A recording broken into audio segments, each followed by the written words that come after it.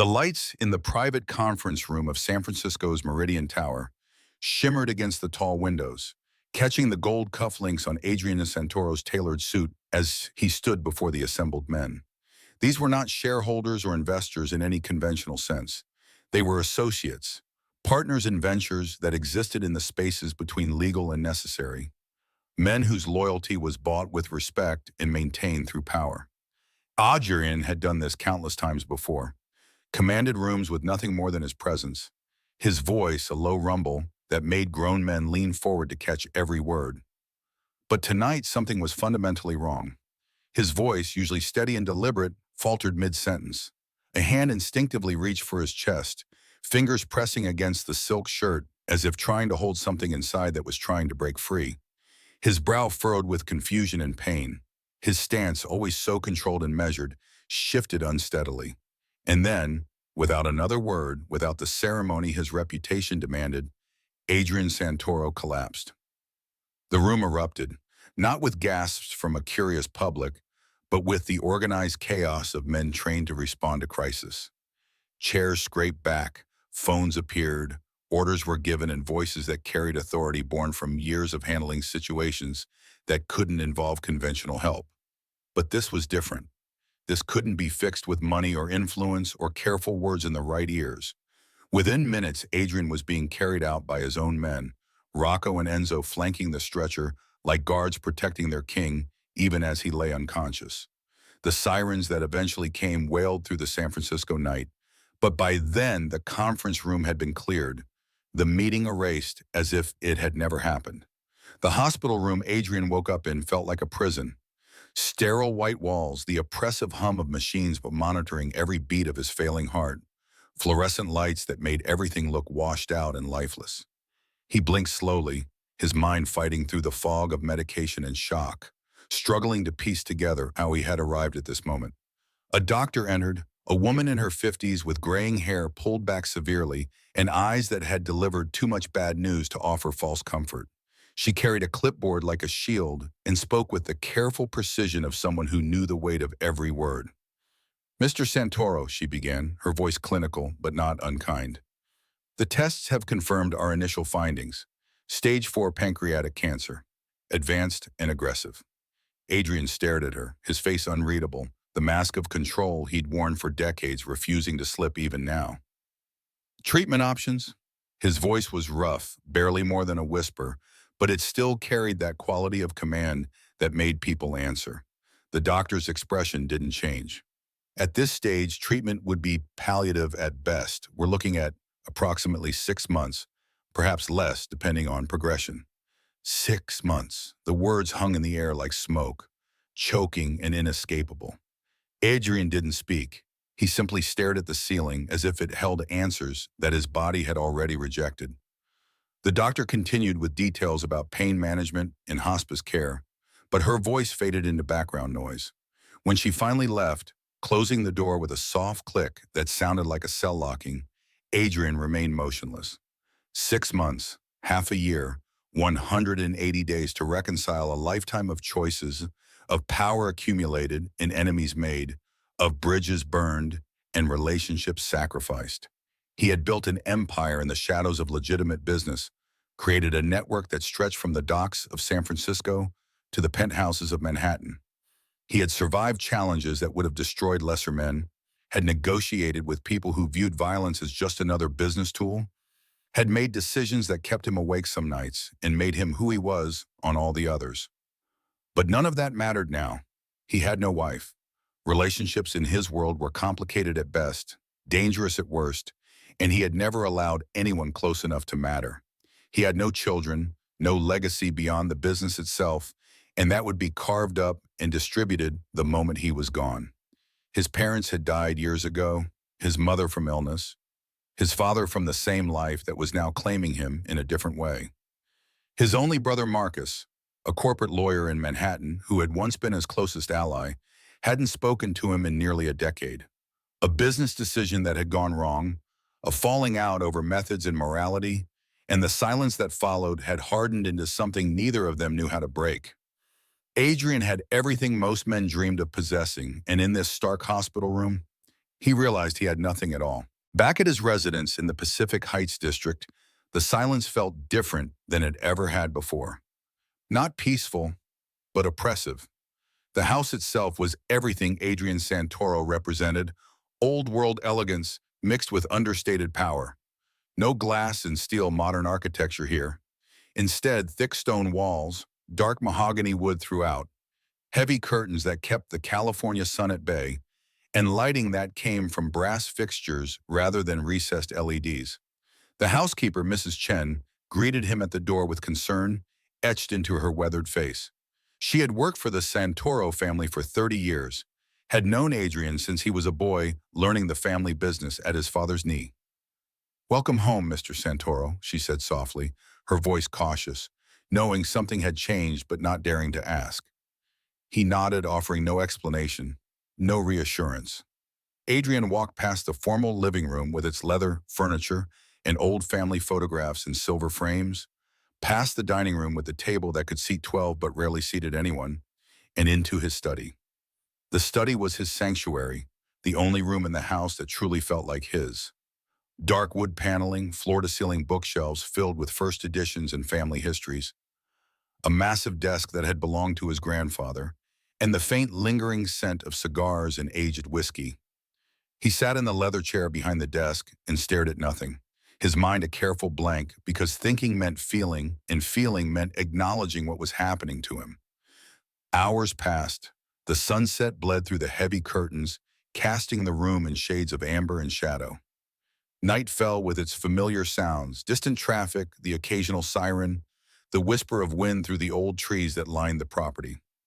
Finally, unable to bear the silence in his own thoughts any longer, Adrian stood. His movements were slower than usual, his body already beginning to betray him in small ways. He left the study, his steps uncertain in a way they had never been before, until he found her in the hallway. Amelia. The young woman was arranging fresh flowers in a crystal vase, her movements careful and precise, completely absorbed in the simple task. She was 23, small and slight, with dark hair pulled back in a practical ponytail, dressed in simple clothes that spoke of function over fashion. She had worked in his household for 3 years, since she was barely 20, and in all that time she had been a constant presence, quiet, kind, always there yet never intrusive. Adrian had noticed her the way one notices furniture or wallpaper, as part of the backdrop of daily life. But now, standing in the hallway with death's timeline ticking in his head, he really looked at her. Truly looked. There was something in the way she held herself, a natural grace mixed with careful reserve.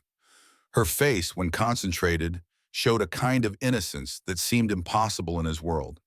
Not naivety, she had worked too hard, seen too much to be naive, but a quality of goodness that had somehow survived intact. "Amelia," he said, his voice cutting through the quiet. She looked up, startled by his sudden presence. Her eyes widened slightly. "I fishy." Not with fear, but with concern. In 3 years, he had rarely spoken to her directly beyond simple instructions, and never with this intensity. "Sir, are you all right?" she asked gently, setting down the flowers. He didn't answer right away.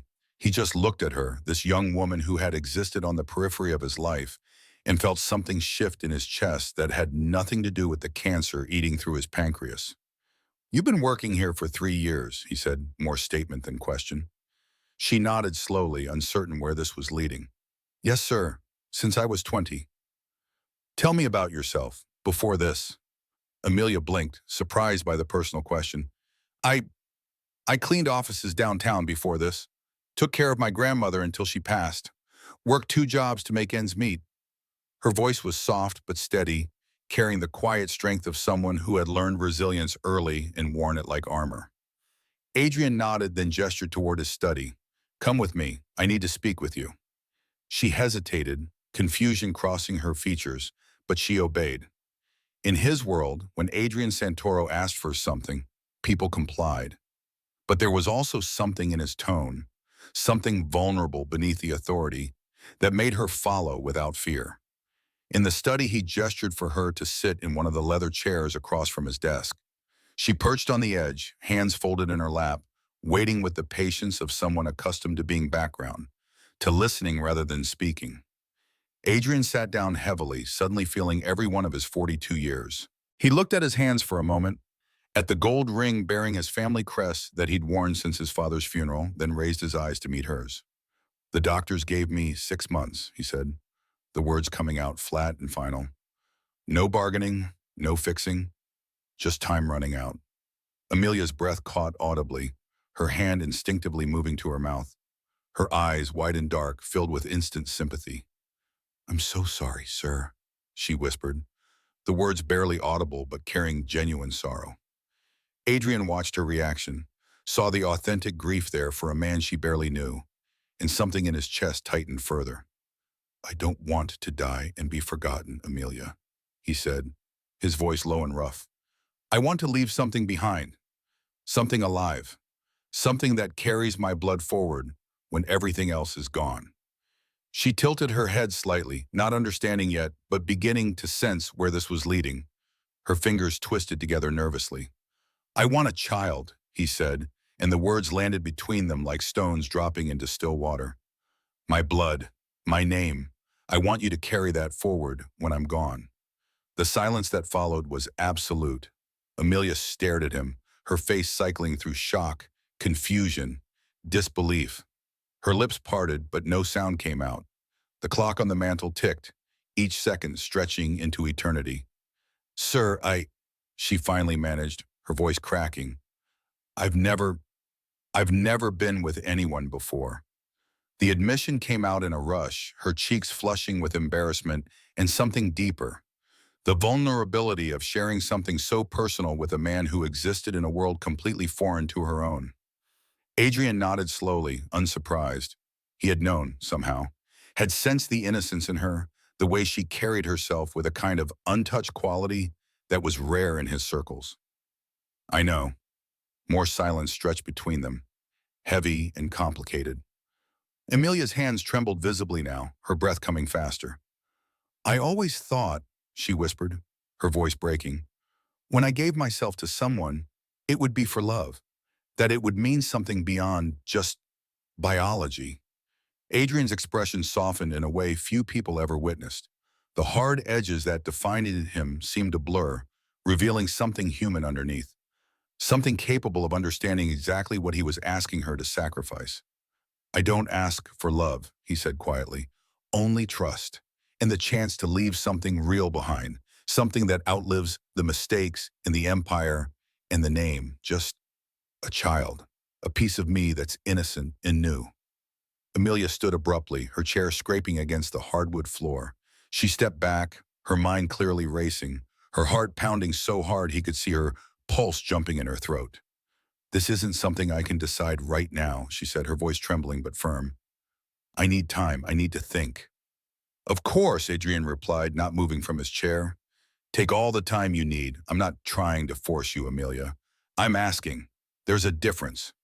She turned and left quickly, her footsteps echoing down the hallway, fading as she climbed the stairs to her small room on the third floor. Adrian remained in his chair, alone in the amber light of his study, staring at the door she had disappeared through. His heart, already fragile and failing, felt heavier than it ever had. The house that had once made him feel powerful now felt like a mausoleum, a place where he would die alone unless he could convince one innocent woman to give him the one thing his empire couldn't buy. He closed his eyes and whispered into the silence, a prayer to gods he wasn't sure he believed in anymore. "Please say yes, Amelia. Just this one gift. One piece of me left in this world when everything else turns to ash." Upstairs, in her small room, tucked under the eaves, Amelia sat on the edge of her narrow bed, clutching a pillow to her chest. The walls around her were thin, decorated with nothing more than a crucifix her grandmother had given her, and a small photograph of her family taken years ago, when everyone was still alive and the future held possibilities she had long since abandoned. Tears streamed down her face, not from fear, but from the overwhelming weight of the decision being placed on her shoulders.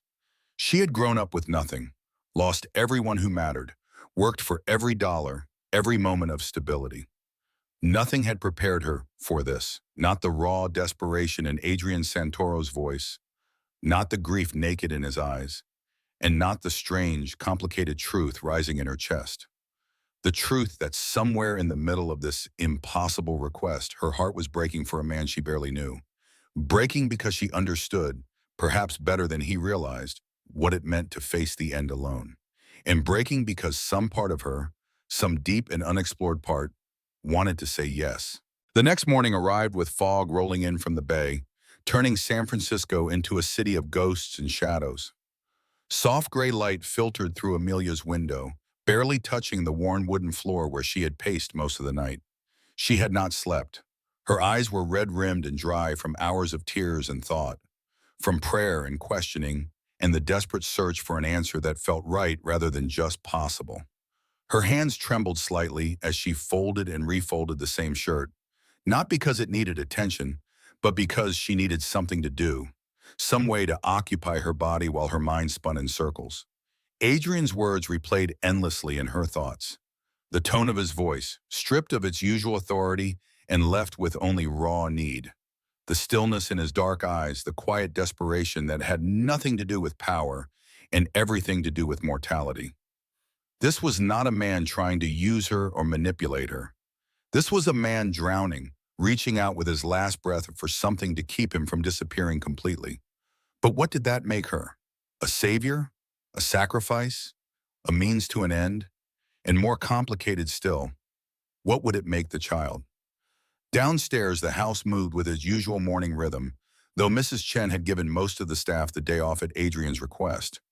He wanted silence, wanted space to think, or perhaps to stop thinking altogether. He had not emerged from his study since the previous night, had not eaten or drunk anything beyond the whiskey that sat in a crystal tumbler on his desk, barely touched.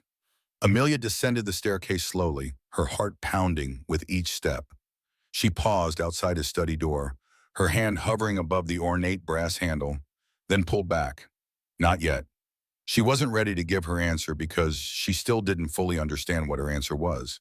Instead, she walked past the closed door, through the formal rooms that always felt too grand for her presence, and out through the glass doors that led to the small garden tucked behind the estate.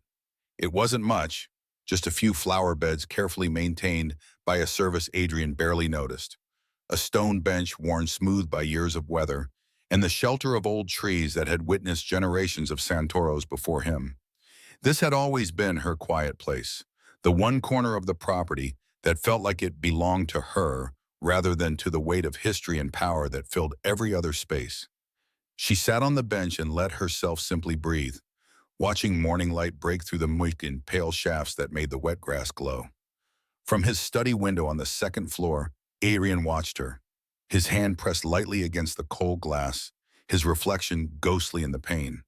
He didn't call out, didn't send Mrs. Chen to fetch her, didn't try to control this moment the way he had controlled so much of his life. He had made his request, laid himself bare in a way that felt more dangerous than any negotiation he'd ever conducted. Now he had to wait, and waiting had never been his strength. His entire existence had been built on action, on strategy, on seizing control before situations could spiral away from him. But this one thing he wanted more than anything else in his 42 years, was completely beyond his control. The irony wasn't lost on him. He turned away from the window and returned to his desk, sinking into the leather chair that creaked familiarly beneath his weight. The laptop sat unopened, the phone silent, the carefully organized files suddenly meaningless. None of it mattered. The empire, the connections, the respect and fear his name commanded. All of it would vanish with him, leaving nothing but stories that would fade and distort with each retelling. Only a child would carry his blood forward, would carry the possibility of redemption for everything he had done and failed to do. By noon, Amelia returned inside. Her hair was damp from the morning fog, her eyes clearer than they had been, but still carrying the weight of a decision not yet made. She went about her tasks with quiet precision, dusting surfaces that didn't need dusting, wiping counters already clean, avoiding the study where she knew Adrian waited like a man sentenced but not yet executed. She wasn't afraid of him. That had never been the issue. She had seen glimpses of the man beneath the reputation over the 3 years she'd worked here, had watched him read late into the night, choosing philosophy over business journals, had noticed the way he paused at family photographs, his expression softening before hardening again. had heard him once, through the too thin walls, speaking in Italian on the phone to someone he called fratello, brother, his voice raw with regret before the call ended abruptly. No, she wasn't afraid of Adrian Santoro. She was afraid of herself, of what saying yes might mean for her soul, her future, her sense of self. But she was also beginning to understand something that scared her even more. She wanted to say yes, not for money, not out of pity, but because somewhere in the complexity of his request, she recognized something fundamental, the desire to matter, to leave a mark, to transform suffering into something that could grow and breathe and laugh. That evening, after the sun had set and the house had settled into its familiar quiet, Amelia stood once again outside Adrian's study. This time she didn't hesitate. She opened the door and stepped inside, her footsteps soft on the Persian rug. Adrian looked up from the chair where he'd spent most of the day, his face drawn and pale but his eyes alert, searching her expression for an answer before she spoke. She didn't sit. She didn't smile. She simply stood in the middle of the room, her hands clasped in front of her, and spoke with a quiet strength that surprised them both. "I will do it," she said, her voice steady despite the trembling she felt inside. "Not for money, not out of pity, but because maybe, just maybe, I understand what it means to leave this world without ever truly having touched something that lasts, without leaving proof that you existed beyond memories that fade." Adrian rose slowly from his chair, his movements careful, as if sudden motion might shatter this fragile moment. His hands trembled slightly at his sides, and for a moment he seemed at a loss for words, a rarity for a man who had built a life on knowing exactly what to say. "Are you certain?" he asked, his voice barely above a whisper, carrying more vulnerability than she had ever heard from him. She nodded, her eyes locked on his with an intensity that matched his own. "I don't know what tomorrow brings. I don't know how I'll feel after, but I know I can't look away from you. Not now. Not when you're asking me to give you the only thing I have that truly matters." There was no ceremony, no grand gesture, just two people standing in a room filled with shadows and the weight of a decision that would change both their lives forever. Adrian stepped closer, slowly giving her time to change her mind, to flee. But she didn't move. Her breath quickened, but she held her ground, her trust a tangible thing between them. He reached out gently, his fingers brushing a strand of hair from her face with a tenderness that seemed impossible from hands that had signed orders and sealed fates. She didn't flinch. Her eyes fluttered closed for just a moment, her breath hitching but steadying. Slowly, with the kind of care usually reserved for sacred things, Adrian leaned in and pressed his forehead to hers. Neither spoke. The silence said what words couldn't, that this wasn't just transaction or desperation, but something that might, if they were careful and brave, become something approaching grace. When he kissed her, it wasn't urgent or demanding. It was reverent, like a prayer whispered in darkness, like a man touching something holy he didn't deserve but desperately needed. Later in his bedroom, a space as austere and controlled as the rest of the house, with its dark wood and heavy curtains and the faint scent of cedar and leather. Amelia stood before the mirror, wrapped in a simple cotton robe Adrian had given her without explanation. Her fingers trembled as she untied the sash, letting it fall to the floor with a whisper of fabric. Adrian watched her with something beyond desire, something that looked like awe, as though he were witnessing a ritual he had no right to be part of, but couldn't turn away from. She climbed onto the bed, her movements uncertain but determined, and lay beside him. Their hands found each other first, fingers interlacing with a gentleness that spoke of connection rather than conquest. He kissed her again, slower this time, tasting salt from tears she didn't realize she was crying. When he whispered her name, it carried more weight than any name he had ever spoken. Not a command, not a dismissal, but an acknowledgement that she was real, that she mattered, that this moment mattered more than anything else in his carefully constructed world. Their bodies moved with care, each touch a question, each breath an answer. There was awkwardness. Yes, the stumbling honesty of inexperience meeting restraint, but also a kind of trust neither had expected. When she gasped or trembled, when the newness of sensation overwhelmed her, he stopped, waited. His eyes searched hers for permission to continue, for assurance that this was still what she wanted. "I've got you," he whispered more than once, his lips brushing her temple, her cheek, her shoulder. "I'm not here to take anything from you. I just want to give you something that outlives us both." She nodded through tears that were equal parts pain and relief in something she couldn't name, letting go of everything she had feared, everything she had doubted, and gave him the only gift she had left to offer, herself wholly and without reservation. Afterwards, they lay tangled in the sheets, the room filled with nothing but the sound of breathing and the low hum of the city outside the windows. She rested her head on his chest, listening to the unsteady rhythm of his heart, a heart that was failing but still fighting, still hoping. He stroked her hair with one hand, the other resting protectively over her fingers where they lay against his ribs. For a long time, neither spoke. Words felt inadequate, too small to contain what had passed between them. "Thank you, Amelia," he finally said, his voice rough with emotion he rarely let surface. She didn't reply with words, but her silence was enough, an acceptance, an acknowledgement that they had crossed a threshold together and there was no going back to who they had been before. In the days that followed, something subtle but undeniable shifted between them. She brought him tea in the mornings without being asked, sitting with him in the study, while he pretended to read business reports he no longer cared about. He asked her about her childhood, about her favorite music, her dreams deferred, the grandmother who had raised her with love despite their poverty. They laughed once, truly laughed, when he attempted to cook breakfast and nearly set the kitchen on fire. His competence in every other arena completely absent when faced with a stove and eggs. Mrs. Chen had returned to find them both giggling like children, and the look of shock on her face only made them laugh harder. It wasn't love, not yet. Perhaps it would never be. But it was something tender, something fragile, something real. A connection forged not in romance but in shared vulnerability, in the space between dying and living where both found unexpected comfort. Then came the night he collapsed again. Amelia had been in her room, already changed for sleep, when she heard the heavy thud in the hallway. She ran, her bare feet slapping against hardwood, and found Adrian on the floor unconscious, his face gray in the dim light. Her screams shattered the quiet house. Mrs. Chen appeared, already dialing emergency services. Within minutes, sirens wailed outside, and paramedics were lifting Adrian onto a stretcher, while Amelia clutched his hand, her voice breaking as she whispered, "Don't leave yet. Please don't leave yet." The hospital kept him for 3 days. Complications, the doctor said, expected at this stage.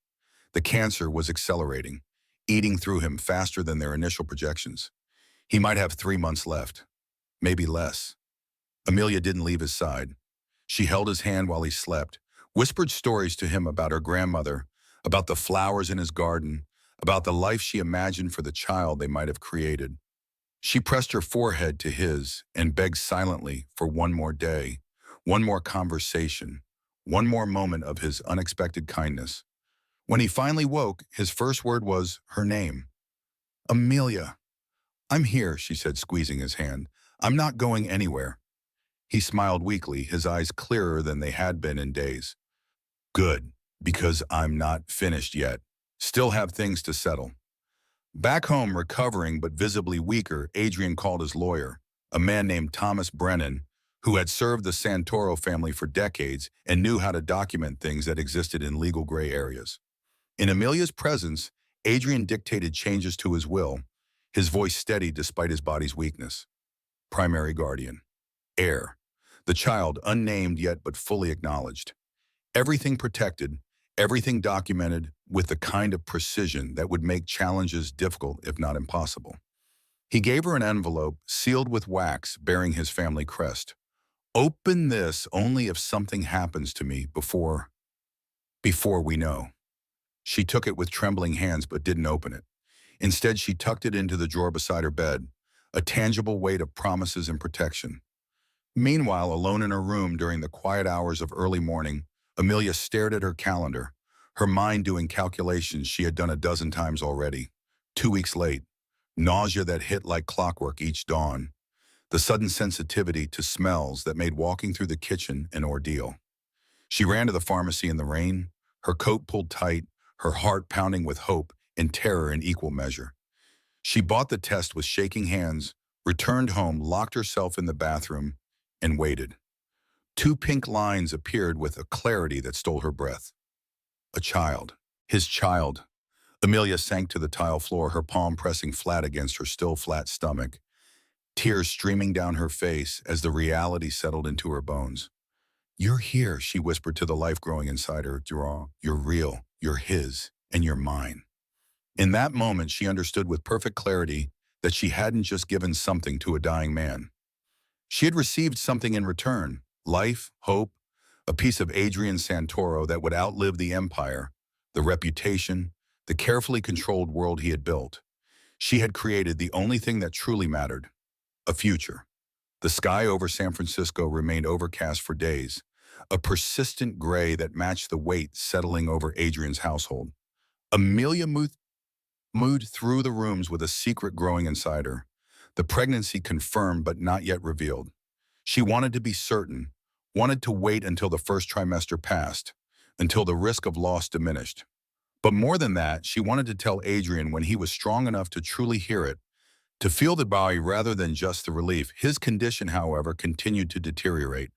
The collapse had marked a turning point, a shift from managing illness to simply enduring it. He spent more time in bed, more time drifting in and out of sleep, medicated against pain that clawed at him with increasing ferocity. Yet in his lucid moments, he asked for her, always for her. Amelia would sit beside his bed, holding his hand, reading to him from books she found in his study, philosophy and history and poetry that seemed to comfort him in ways business reports never had. Sometimes he would smile at a particular passage. Sometimes he would squeeze her hand as if to say he was still there, still fighting. One afternoon, as weak sunlight finally broke through the clouds and streamed across his bed, Adrian opened his eyes with unusual clarity. His gaze found hers immediately, and he seemed to be studying her face as if memorizing every detail. "You look different," he said, his voice raspy but certain. "There's something. Are you well?" Amelia's heart jumped.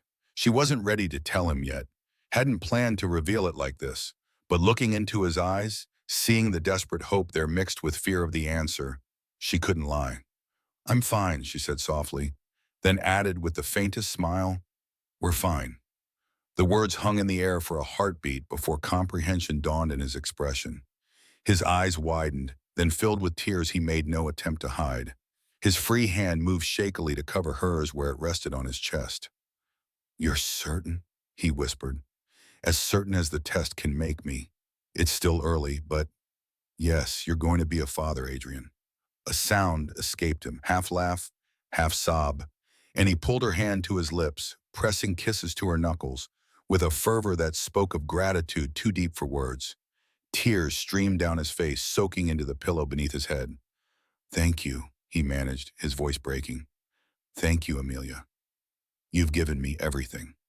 She leaned down, pressing her forehead to his, her own tears falling to mix with his. "You gave me something too.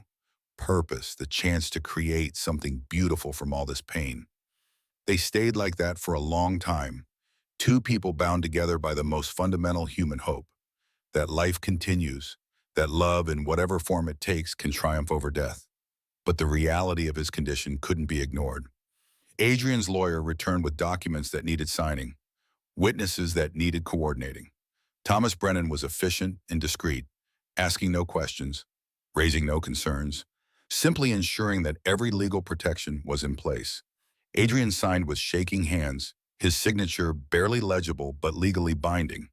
Trust funds, guardianship agreements, letters of intent that outlined his wishes with the precision of a man who had spent his life in worlds where words were weapons and contracts were armor. In one particularly lucid evening, he asked Amelia to open the drawer beside his bed. Inside was a small velvet box she hadn't noticed before. "Open it," he said softly. She did, revealing a delicate gold chain with a small pendant, a saint's medal she didn't recognize at first. He saw her confusion and explained with a faint smile. "Saint Gerard, patron saint of motherhood and unborn children. My mother wore this when she carried me. My grandmother before her." He paused, gathering strength. "I want you to have it. For protection. For remembrance." Amelia's fingers trembled as she lifted the chain, feeling the weight of generations it carried. She fastened it around her neck, the metal settling against her skin still warm from the box. I'll treasure it, she promised, and I'll tell our child, where it came from, who you were. Not who I was, Adrian corrected gently. Who I am, present tense. Even after I'm gone, I'll be present in them. In you, in every choice you make to raise them well. The weeks that followed established a new rhythm. Amelia's morning sickness intensified, sending her to the bathroom at dawn where she retched quietly, trying not to wake Adrian even though he always seemed to know. He would call for her softly and she would return to find him watching with concern and something that looked like wonder. Is it always like this? He asked one morning as she sipped ginger tea he'd had Mrs. Chen prepare. The books say it passes, she replied with a weak smile, usually by the second trimester. Books. He shook his head slightly. I should have known you'd research everything. Someone has to, she said, the gentle teasing between them now as natural as breathing. But beneath the tender moments, a darker current ran. Adrian was fading, the cancer no longer content to wait its projected timeline. His skin took on a grayish pallor, his appetite vanished, and the pain medication increased to levels that left him floating between consciousness and dreams. Dr. Brennan suggested hospice care, nurses who could manage his symptoms with expertise Amelia lacked, but Adrian refused. Here, he said firmly, one of his last clear decisions, I die here, in my home, with her beside me. No hospitals, no strangers. So they brought the equipment to him, the hospital bed, the monitors, the IV stands that turned his bedroom into a medical facility. But Amelia insisted on small touches of humanity, fresh flowers on the nightstand, soft music playing low, the curtains open during the day so he could see the garden and remember there was still a world outside his dying. One night, as fog rolled thick through the streets and turned the house into an island floating in gray, Adrian woke from restless sleep to find Amelia asleep in the chair beside his bed, her hand still holding his, her face peaceful in a way it rarely was during waking hours. He studied her in the dim light, this young woman who had agreed to carry his legacy forward, who had given him more in a few short months than decades of empire building had provided. She was beautiful, yes, but more than that, she was good, genuinely, fundamentally good in a way his world rarely produced. With his free hand, Adrian reached for the pen and paper on his nightstand, his movements slow and labored but determined. He wrote in the careful script his father had taught him decades ago, each word chosen with the precision of a final testament. When he finished, he folded the paper and tucked it into the drawer, labeled simply with her name. Then he allowed himself to sleep again, his hand still in hers, his breathing shallow but steady. The end, when it came, was quiet. No dramatic final scene, no last profound words, just a gradual slipping away in the hour before dawn when the house was at its most still. Amelia woke to find his hand gone cold in hers, his chest no longer rising, his face finally free of the pain that had haunted him for months. She didn't scream, didn't panic. She simply sat for a long moment, her other hand resting on the small swell of her belly where his child grew, and whispered the words he had once said to her. Thank you, Adrian, for trusting me, for giving me this gift, for letting me be the one who carries you forward. Then, and only then, did she allow herself to cry. Not for herself, but for the man who had died with only one person to mourn him, who had built an empire but found his only true legacy in the simple act of asking for help. Outside, San Francisco began to wake. The fog lifted, revealing a city that continued its relentless motion, unaware that one of its hidden kings had departed. But in that bedroom, in that moment of ending and beginning, Amelia understood something profound. Death and birth were not opposites, but partners in the endless cycle of what it meant to be human. She stood, kissed Adrian's forehead one final time, and went to call Thomas Brennan. There were arrangements to be made, legacies to protect, and a future to fight for. The funeral was everything Adrian would have expected and nothing he would have wanted. Private but heavily guarded, attended by men in expensive suits, whose faces revealed nothing, whose eyes constantly scanned for threats real or imagined. Thomas Brennan had orchestrated everything with the discretion that came from decades serving families like the Santoros, families whose business required shadows and silence. Amelia stood at the back of the small chapel, her black dress simple and modest, her hand resting protectively on the barely visible swell of her stomach. The medal Adrian had given her hung beneath her collar, hidden but present, a secret shared between them even now. Not a single family member spoke to her, not one acknowledgement of her presence or her grief. To them, she remained what she had always been, staff, background, someone whose existence barely registered beyond function. They had no idea what she carried, no concept that the Santoro legacy they thought they controlled was growing inside someone they considered beneath their notice. She watched as they lowered the casket into the ground, watched as expensive flowers were arranged, watched as one by one the attendees dispersed to waiting cars that would take them to meetings about dividing what Adrian had built. None of them lingered. None of them seemed to mourn the man, only the vacuum his death created. When the last car pulled away and the cemetery workers began their task of filling the grave, Amelia finally approached. She knelt on the damp earth, her hand pressed flat against the cold ground, and spoke softly. "I'll keep my promises to you. All of them. Your child will know who you were, not the legend, but the man who asked for help when he needed it most, who chose vulnerability over pride, who wanted so badly to leave something good behind that he trusted a stranger with everything that mattered." She stood, brushing dirt from her dress, and turned to find Thomas Brennan waiting respectfully at a distance. The elderly lawyer approached when she acknowledged him with a nod. "Ms. Morgan," he said formally, then softened slightly. "How are you managing?" "As well as can be expected," she replied, her voice steady despite the grief pressing against her chest. "The house feels empty now, hollow." Thomas nodded, understanding in his eyes. "I'm afraid it's about to feel worse. The family's legal team has begun proceedings to contest portions of the will. Nothing related to you or the child yet. They don't know about either. But they're moving quickly to secure assets they feel should have passed to blood relatives." Amelia's jaw tightened. Adrian anticipated this? He did, which is why he was so thorough with his documentation. But these things take time, and time is something we need to be careful with. Thomas handed her an envelope. "This is from Adrian. He left it with me months ago, with instructions that it be delivered only if you were carrying his child." Her hands trembled as she took it, recognizing Adrian's handwriting on the outside. She tucked it into her purse, not trusting herself to open it here in this place of endings. "There's something else," Thomas continued carefully. "Adrian had a former business partner who reached out when he heard of the death. Richard Reed. He was pushed out of their partnership years ago, but apparently they had reconciled privately in recent months. Mr. Reed has expressed interest in speaking with you." "Why?" Amelia asked, suspicious of anyone connected to Adrian's world.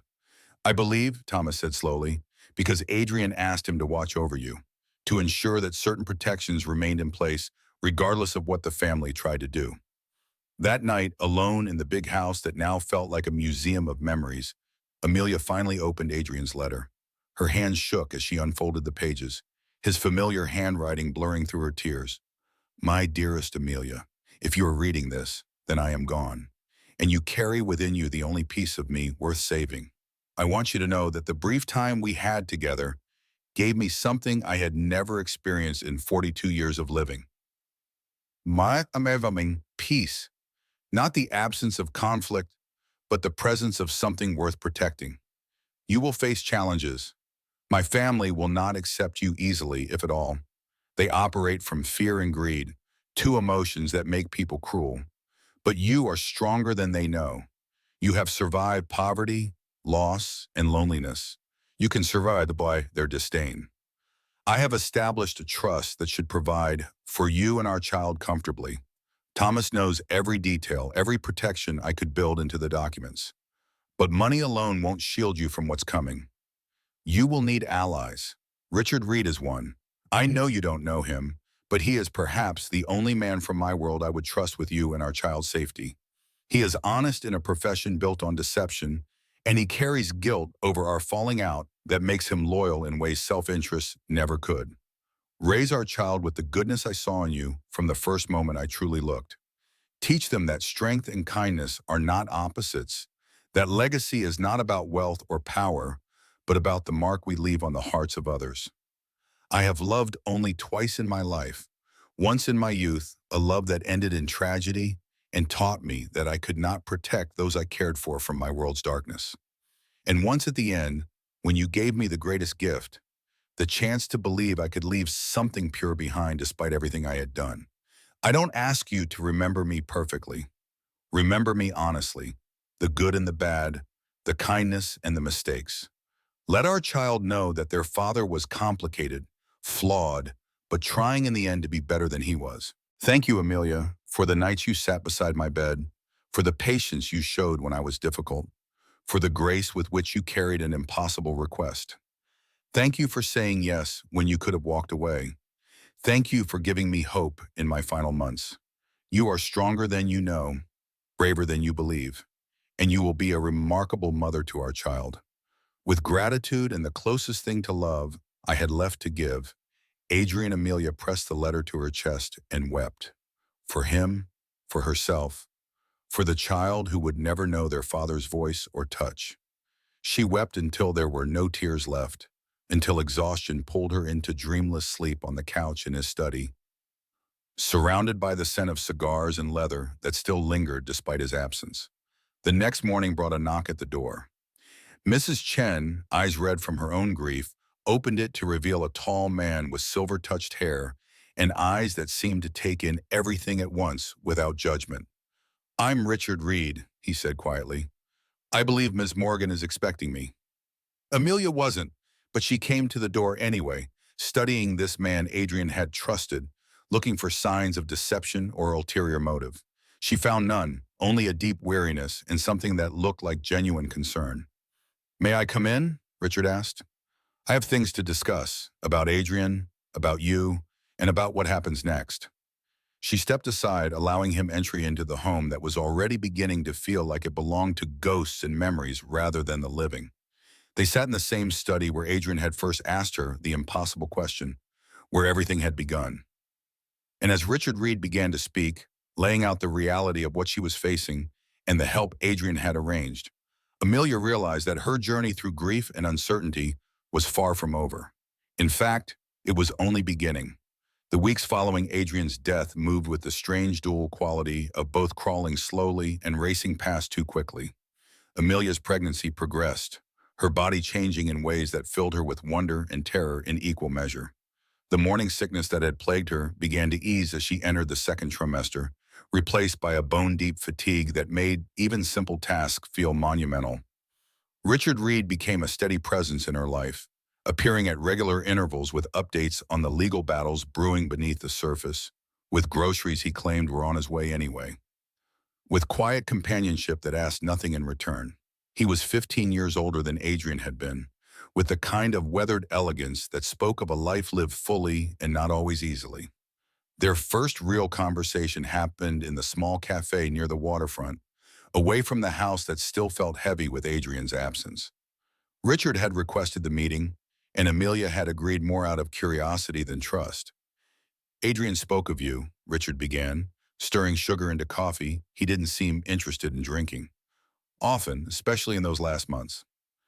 Amelia wrapped her hands around her tea, the warmth comforting against San Francisco's persistent chill. "He mentioned you as well, said you were the only honest man he knew in a dishonest world." Richard smiled sadly. He was being generous. "I've made my share of mistakes, taken shortcuts I'm not proud of, but I never lied to him." That mattered to Adrian more than most people understood. "Why did you two fall out?" Amelia asked, then immediately regretted the question. "I'm sorry. That's not my business." "It's fair to ask," Richard replied, finally taking a sip of his cooling coffee. "We disagreed about methods, about how far was too far in protecting what we'd built. I wanted out before we crossed lines I couldn't uncross. Adrian wasn't ready to hear that. We both said things we regretted, and pride kept us from apologizing until it was almost too late." He pulled an envelope from his jacket, setting it on the table between them. "This is from Adrian. He gave it to me 3 months before he died, with specific instructions about timing and circumstances." Amelia's heart tightened. Another letter, another message from beyond. She took it with trembling fingers. Inside was a trust agreement, meticulously detailed, outlining financial support for both her and the child. More than money, though, it established legal protections, guardianship rights, paternity acknowledgement, a framework that would make challenging her position exponentially more difficult. He thought of everything, she whispered, scanning the pages. He tried, Richard agreed. But even Adrian couldn't predict every angle, every challenge. His family is already moving to contest parts of the estate. They're hiring investigators, digging into your background, looking for anything they can use to paint you as opportunistic or fraudulent. Amelia set the papers down, her stomach churning with something that had nothing to do with pregnancy. I never asked him for any of this. He came to me. I know, and that truth will be your strongest defense. Richard leaned forward, his expression intent. But truth alone isn't always enough in these situations. You need more than documentation. You need someone willing to stand in that courtroom and testify to Adrian's state of mind, his intentions, his explicit wishes. You, Amelia realized.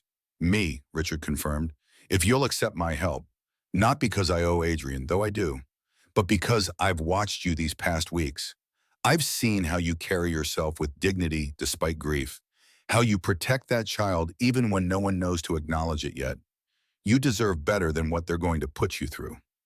Something in Amelia's chest loosened slightly. For weeks, she had felt utterly alone, drowning in paperwork and grief and the terrifying responsibility of carrying Adrian's legacy. Having an ally, someone who knew that world and could navigate its treacherous waters, felt like being thrown a lifeline. Okay, she said quietly. Yes, I accept your help. Richard nodded, relief evident in his expression. Then let's prepare for what's coming. Because the Santoro family has already filed their first petition, and we have exactly 2 weeks before the preliminary hearing. The preparation was exhausting. Hours spent with attorneys, reviewing every document, every piece of communication, every witness who could testify to Adrian's intentions. The lawyers Richard had arranged, sharp, experienced women who specialized in estate law and weren't intimidated by old money or veiled threats, walked Amelia through what to expect. They'll attack your character first, one attorney explained, her voice matter-of-fact. Paint you as a gold digger who manipulated a dying man. They'll question the timeline, suggest coercion, maybe even hint at undue influence. But I have proof, Amelia protested. Medical records, Adrian's own written words. Proof matters, the attorney agreed, but so does narrative, and their narrative will be compelling to people who want to believe it. That someone of your background couldn't possibly have legitimate claim to Santoro wealth without manipulation involved.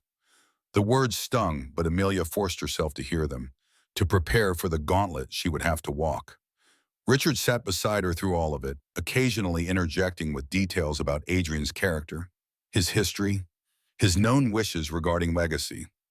As the hearing date approached, Amelia's anxiety grew alongside her belly. She was starting to show now, the small bump unmistakable beneath loose clothing. Part of her wanted to reveal it immediately, to let the world see the physical proof of her claim. But Richard and the attorneys counseled patience. Timing matters, Richard said gently one evening as they reviewed testimony in the study. If we reveal the pregnancy too early, they'll claim you're using it as leverage. If we wait for the right moment, when they've already committed to their narrative, it becomes undeniable truth rather than strategic revelation. Amelia nodded, understanding the logic, even as her heart rebelled against treating her child as a legal strategy. That night, alone in the house that still echoed with memories, she stood in what she had begun thinking of as the nursery, a small room adjacent to Adrian's former bedroom that caught morning light beautifully. She pressed her hand to her stomach, feeling the first flutter of movement that the book said would come soon. Your father was complicated, she whispered to the life inside her. Powerful and flawed and trying so hard to leave something good behind. I'm going to fight for you, for your name, for your right to exist without shame or hiding. But it's going to get ugly before it gets better. The flutter came again, stronger this time, as if in response. Amelia smiled through fresh tears, feeling less alone than she had in weeks. The courthouse loomed against San Francisco's gray sky like a monument to judgment itself. Its stone pillars casting long shadows across marble steps worn smooth by decades of footsteps. Amelia stood at the entrance, one hand resting on the folder of documents Richard had carefully prepared, the other pressed lightly against the swell of her belly that was now impossible to hide. She had dressed carefully that morning, a navy dress that covered her modestly but didn't conceal her pregnancy, her hair pulled back simply, the saint's medal Adrian had given her visible at her throat. No makeup beyond what made her look healthy rather than exhausted, no jewelry beyond her grandmother's simple cross. She wanted to look like exactly what she was, a young woman telling the truth. Richard stood beside her, solid and calm in a charcoal suit, his presence a silent anchor. "Remember," he said quietly, "you don't have to convince them you're perfect. Just honest." They climbed the steps together, each one feeling heavier than it should. Inside, the air was cold and still, the kind of institutional silence that made even whispers feel like shouts. The hearing room was smaller than she'd expected, more intimate, which somehow made it worse. On the other side sat the Santoro family's representatives, two attorneys in expensive suits with briefcases that probably cost more than Amelia had earned in a year of working for Adrian. Behind them, Adrian's cousin Marco, a man in his 50s with cold eyes and the kind of barely concealed contempt that needed no words. The judge, a woman named Margaret Chen with silver-streaked black hair and reading glasses perched on her nose, called the session to order. Her expression was carefully neutral, revealing nothing of her thoughts. The Santoro attorneys opened with precision and barely veiled disdain, painting a picture of Amelia as opportunistic, calculating, someone who had taken advantage of a vulnerable dying man. They questioned the timeline of her employment, suggested impropriety in her relationship with Adrian, presented surveillance logs that showed her comings and goings in ways designed to look suspicious. Mr. Morgan was an employee, the lead attorney stated, his voice smooth as silk and just as slippery. A domestic worker with no formal education beyond high school, no family wealth, no prospects beyond whatever employment she could secure. And suddenly, mere months before Mr. Santoro's death, she allegedly enters into an intimate relationship with her employer, a man whose estate is worth hundreds of millions of dollars. He paused for effect, looking directly at Amelia with undisguised skepticism. "We would ask this court to consider the improbability of such a relationship being anything other than calculated manipulation of a man facing his mortality." Amelia sat motionless, Richard's earlier coaching echoing in her mind. Let them talk. Let them build their narrative. The truth comes after they've committed to their lies. When it was their turn, Amelia's attorney, a sharp woman named Patricia Reeves, who had built a career on defending the underestimated, rose with calm authority. "My client doesn't dispute her employment history," Patricia began, her voice clear and strong. "She was indeed Mr. Santoro's employee. She did indeed come from modest circumstances. And yes, she did enter into a personal relationship with him in his final months. But what the opposing counsel fails to mention is that this relationship was initiated by Mr. Santoro himself, documented extensively, and resulted in the pregnancy Ms. Morgan now carries. A pregnancy DNA testing has already confirmed is Adrian Santoro's biological child." A murmur rippled through the courtroom. Marco Santoro's expression flickered, surprise, then calculation, then something darker. Patricia continued, laying out the timeline with precision. The medical records from Adrian's oncologist confirming his terminal diagnosis. The personal letters Adrian had written, witnessed, and notarized, explicitly stating his wish to have a child who would carry his legacy forward. The trust documents he had established months before his death, naming Amelia and their unborn child as beneficiaries. "This isn't a story of manipulation," Patricia stated firmly. "It's a story of a dying man seeking redemption, seeking to leave behind something pure and good despite the complicated nature of his life. And it's the story of a young woman who agreed to carry that hope forward, not for financial gain. She never asked for money, but because she understood what it meant to want to matter, to leave a mark, to create life from the shadow of death." Then came Richard's turn to testify.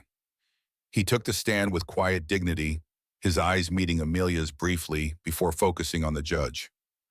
"I knew Adrian Santoro for 25 years, Richard began.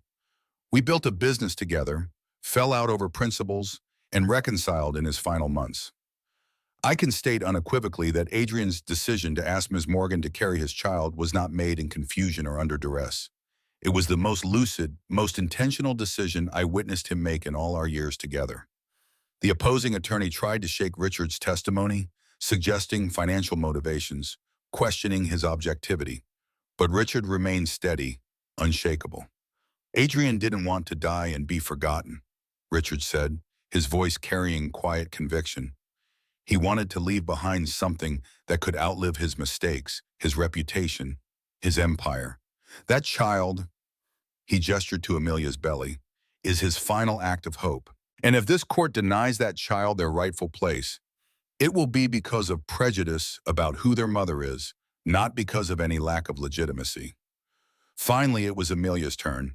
Patricia had prepared her extensively, but nothing could fully prepare her for walking to the witness stand feeling dozens of eyes evaluating, judging, dismissing her before she even spoke. She took the oath with a steady hand, her voice clear despite the fear threading through her chest. Patricia began gently. Ms. Morgan, can you describe your relationship with Adrian Santoro? Amelia took a breath, then spoke with the honesty that was her only real weapon. He was my employer for 3 years. I was his housekeeper. We barely spoke beyond simple work directions. Then he got sick, and everything changed. How so? He came to me one evening and told me he was dying, that he had 6 months, maybe less, and that he wanted to leave behind a child, someone to carry his name and his blood forward when he was gone. He asked if I would consider carrying that child. What was your initial response? I was shocked, terrified. I told him I'd never been with anyone before, that I'd always imagined giving myself to someone I loved. Amelia's voice caught slightly. But he wasn't asking for love. He was asking for trust, for the chance to leave something good behind. Patricia nodded, her expression encouraging. And what made you agree? Amelia looked directly at the judge, her voice steady now, strengthened by truth. Because I understood what it meant to be alone, to work every day wondering if you'd leave any mark at all on this world. I lost my parents young, raised by my grandmother who died when I was 19. I've spent most of my adult life invisible, just another person cleaning other people's homes, living paycheck to paycheck. She paused, gathering her thoughts. When Adrian asked me to give him a child, he was asking me to create something that would outlive both of us, something innocent and new. And I realized that maybe I could give him that gift, and in doing so, give myself purpose I'd never had before. Did Mr. Santoro offer you money for this? Not until later, when he established the trust. And even then it wasn't payment. It was protection. He wanted to make sure his child and I would be safe after he was gone. Amelia's hand moved to her belly unconsciously. He knew his family wouldn't accept us easily. He was trying to build walls around us before he couldn't anymore. The opposing attorney's cross-examination was brutal, as expected. He questioned her motives, her timeline, suggested she had researched Adrian's wealth before agreeing to his proposal. But Amelia remained steady, answering each question with simple truth, refusing to be baited into anger or defensive elaborations. When he finally asked, with poorly concealed contempt, Ms. Morgan, do you honestly expect this court to believe a man like Adrian Santoro would choose someone of your background if he was thinking clearly? Amelia met his gaze without flinching. I expect this court to believe that a dying man wanted to create life, that he saw in me not my bank account nor my education, but the capacity to give him something money couldn't buy, hope.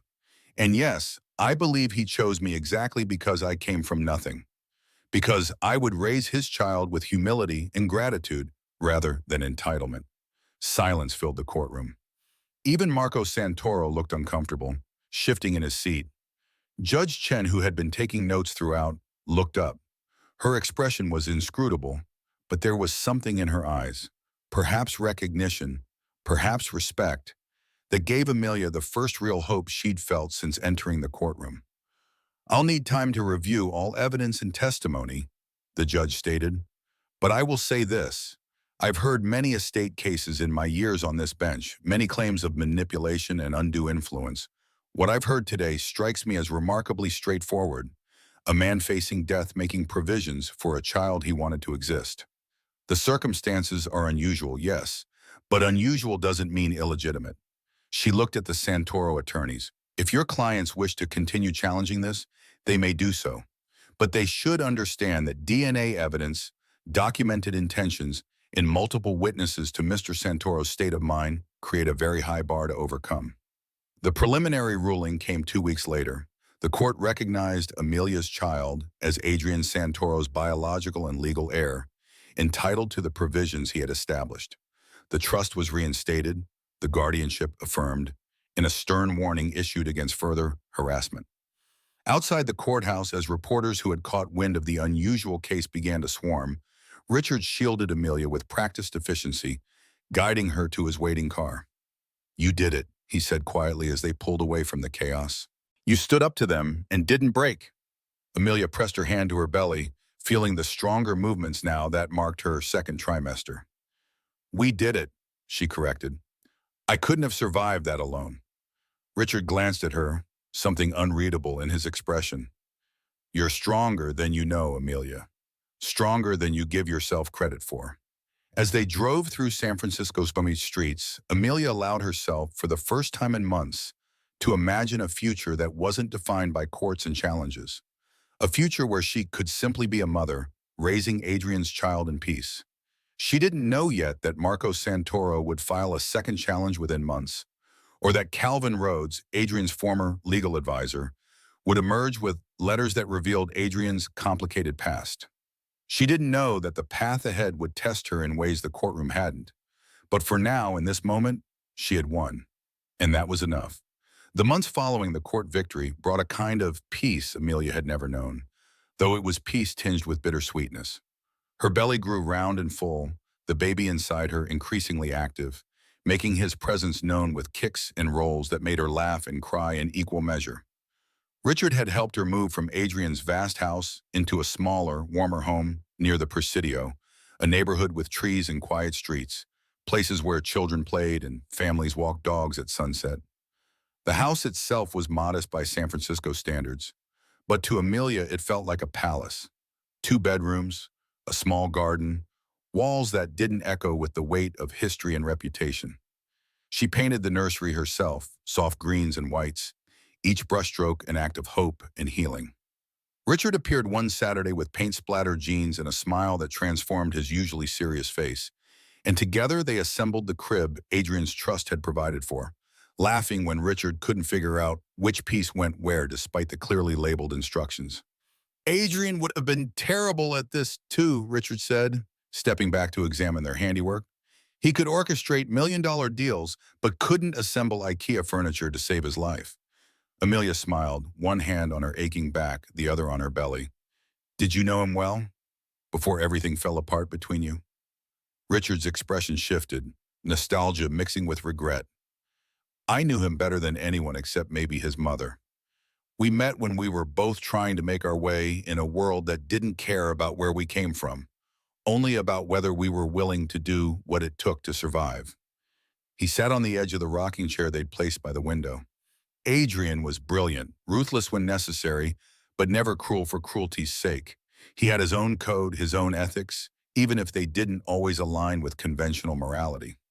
What broke us apart was me questioning whether the code was enough, whether survival justified everything we were doing. "Do you regret walking away?" Amelia asked, lowering herself carefully onto the small bench beneath the window.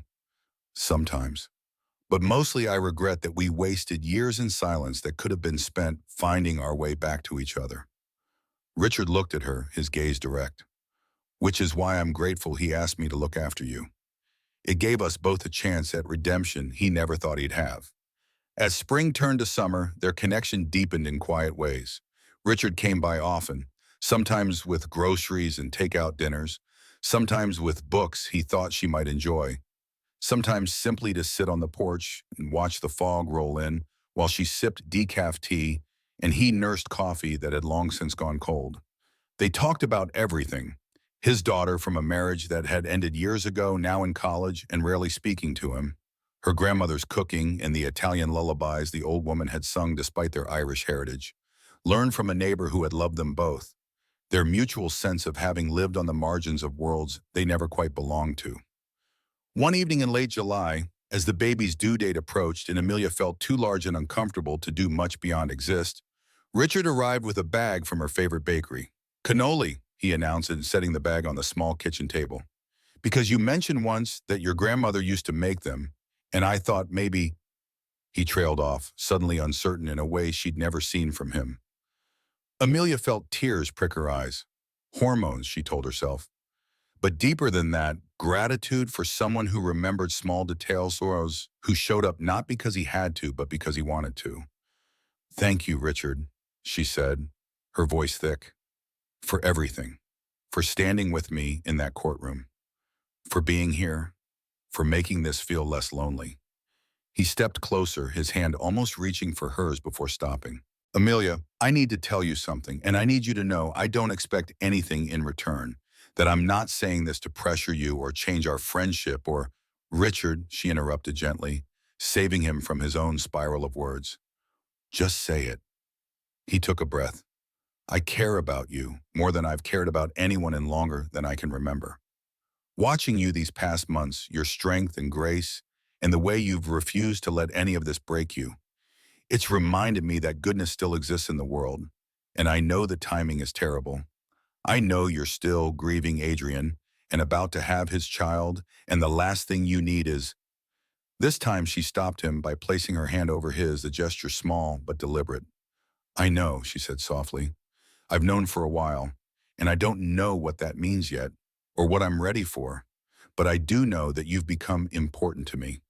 That when I imagine the future, you're part of it. Maybe not in ways I can define yet, but definitely there."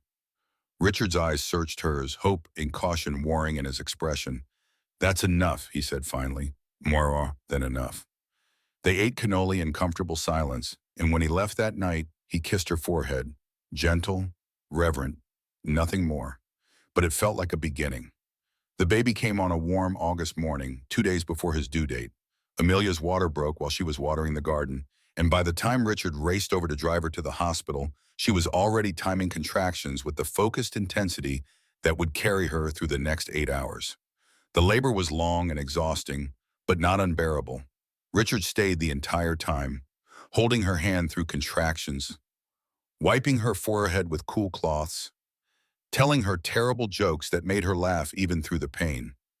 When the baby finally arrived, his first cry filling the delivery room with the sound of new life, Amelia wept with relief and joy and grief all tangled together. The nurse placed him on her chest, warm, wet, perfect, and Amelia looked down at the tiny face that held echoes of Adrian she couldn't deny. Dark hair, already thick, serious eyes that seemed to study her even in these first moments. Adrian's nose, Adrian's chin, Adrian's potential written in every feature. "Hello, baby," she whispered, her fingers tracing the curve of his cheek. "I'm your mama. We've been waiting to meet you." Richard stood at a respectful distance, his eyes bright with emotion he didn't try to hide. When the initial rush of activity calmed and Amelia had been cleaned and settled into a recovery room, she called him closer. "Would you like to hold him?" she asked. Richard's hands trembled as he carefully took the sleeping infant, cradling him with the kind of reverence usually reserved for sacred relics. He looked down at the baby, then up at Amelia, his expression full of wonder. "What will you name him?" he asked, his voice barely above a whisper. Amelia had thought about this for months, weighing options, trying to honor Adrian while giving their son his own identity. "Ethan," she said. "Ethan Adrian Santoro. Ethan means strong, firm. And Adrian, well, his father deserves to be remembered in his name." Richard nodded, his thumb brushing softly over Ethan's tiny hand. "It's perfect. He's perfect."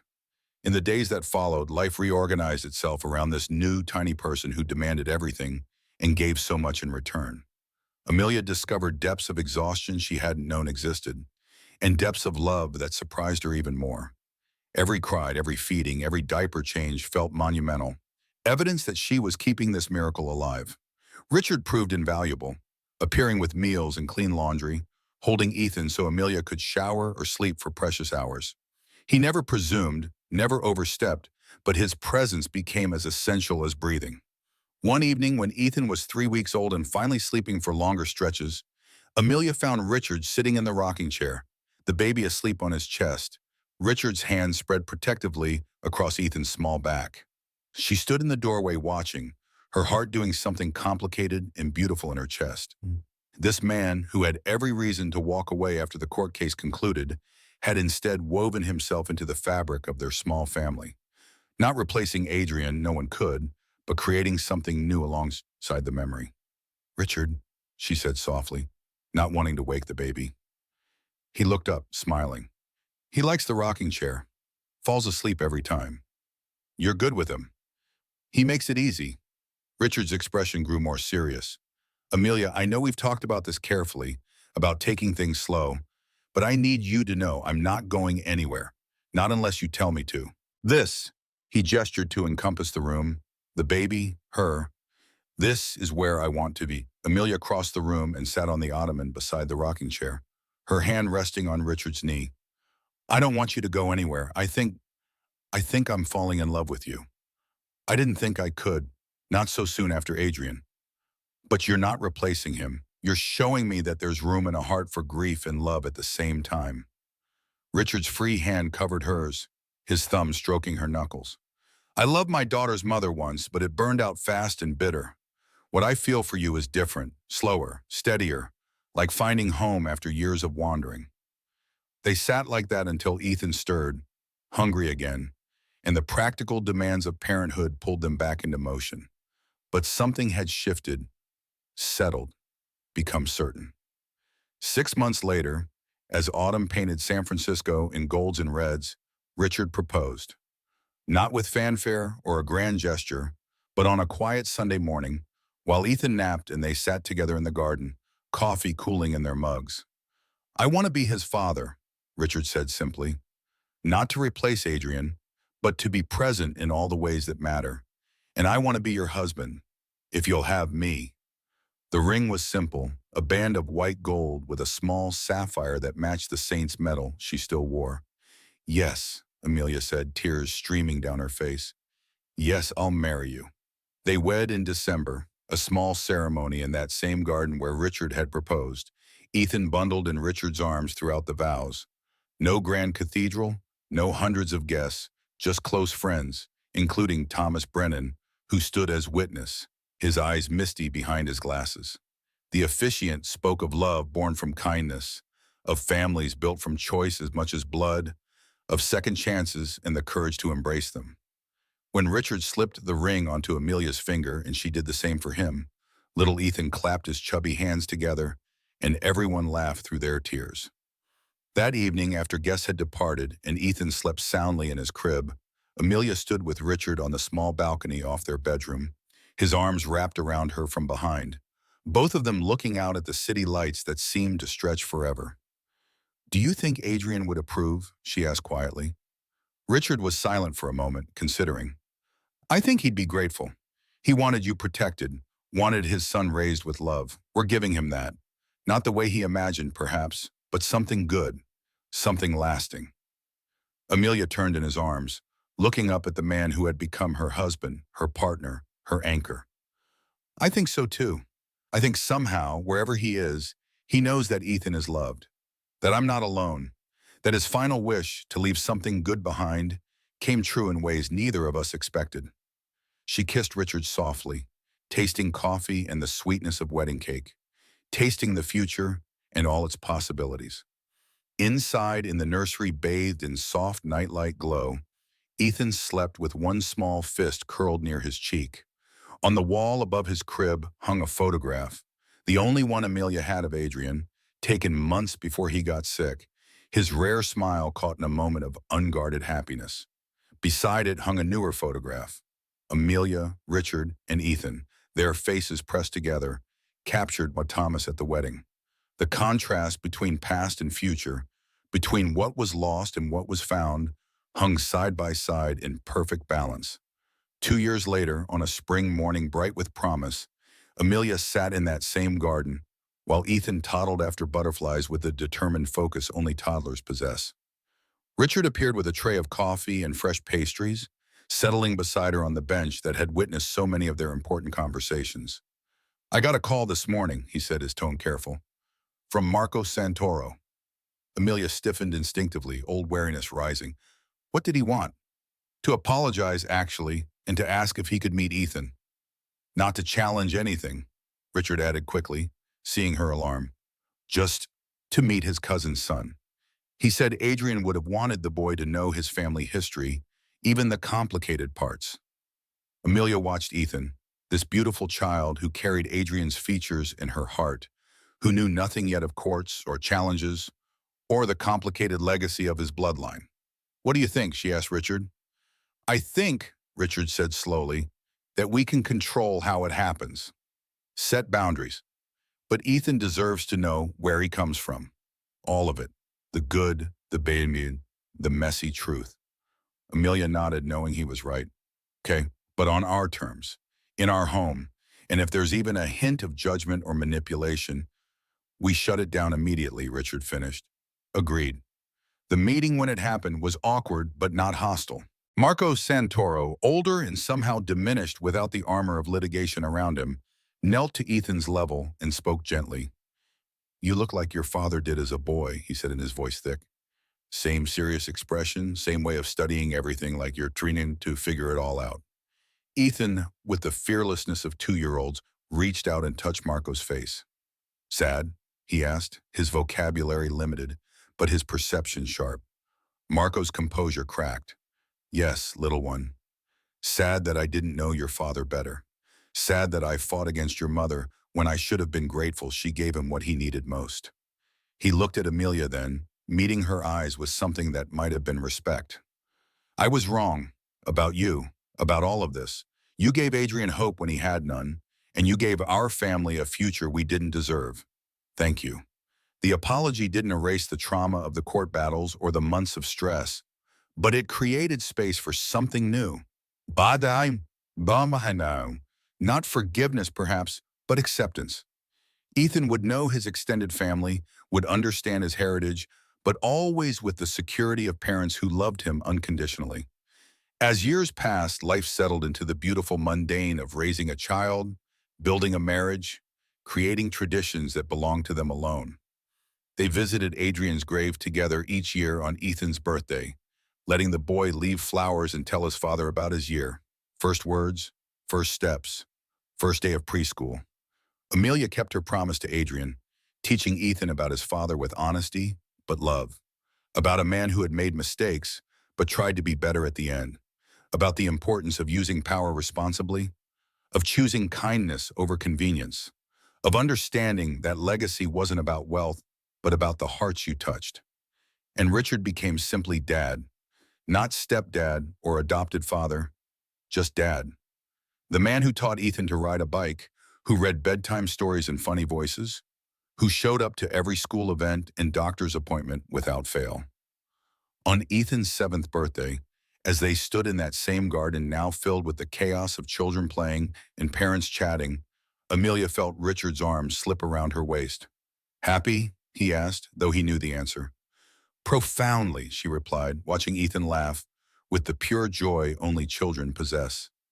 Adrian gave me this gift, this beautiful, perfect boy. But you gave me something too, a family, a home, the chance to build something lasting from what could have been just tragedy. Richard kissed her temple. We gave each other that. You taught me that it's never too late to choose love over bitterness, hope over resignation. As the sun began to set, painting the sky in colors that seemed almost too beautiful to be real, Amelia thought of that night so long ago when a dying man had asked an impossible thing from her. She thought of the fear and courage that decision required, of the storms they had weathered, of the peace they'd found. Love, she had learned, came in many forms. The desperate love of a man facing death, the steady love of a partner choosing to stay, the fierce love of a mother for her child, and the quiet love of building a life together, day by ordinary day, until those days added up to something extraordinary. In the photograph that would be taken that evening, everyone gathered together, Ethan blowing out candles with determined breath. You could see it all. The past acknowledged in features passed down, in the medal Amelia still wore in the name Ethan carried, and the future bright with promise, in the family they'd chosen, in the love that had grown from the most unlikely seeds. Adrian Santoro had wanted to leave something that outlived his empire, his reputation, his mistakes. And he had. Not just in the son who bore his name, but in the capacity for growth and healing he'd sparked in a young woman's heart, in the second chance he'd given an old friend, in the family that had formed around his final act of hope. The legacy he'd sought wasn't found in boardrooms or bank accounts. It was found here, in a garden filled with laughter, in a child loved beyond measure, in two people who had learned that the bravest thing we can do is love again after loss. And as the candles flickered in the gathering dusk, Amelia whispered a prayer of gratitude to Adrian for the gift of Ethan, to Richard for the gift of partnership, and to whatever forces guided lost souls toward each other in the darkness, helping them find their way home. The end was not an ending at all, but a beginning that continued with each sunrise, each milestone, each moment of ordinary grace. And in that continuation, Adrian Santoro's true legacy lived on, not in stone or steel, but in love that multiplied and endured.